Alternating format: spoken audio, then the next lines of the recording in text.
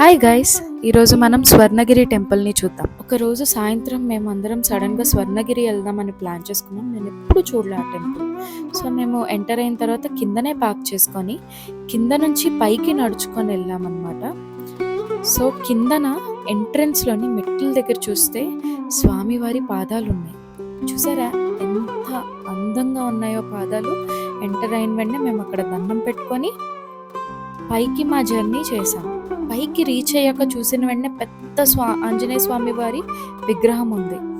చుట్టూరు వర్షం పడి మబ్బులు, ఆ మబ్బుల్లో ఈ టెంపుల్ ఎంత వైబ్రెంట్గా కనిపిస్తుండేనో. ఇంకా దర్శనం అయ్యి బయటకు వచ్చాక ఒక మండపంలోకి వెళ్ళాక చూస్తే అనంత పద్మనాభ స్వామి విగ్రహం, చుట్టూరు ఆ నీళ్ళు, స్వామివారి విగ్రహం ఎంత బాగుండేనో. అందరూ జనాలు అక్కడ నించొని స్వామివారిని చూస్తూ మెస్మరైజ్ అయిపోయి ఇంకా ఫొటోస్ తీసుకుంటుండే స్వామివారిని.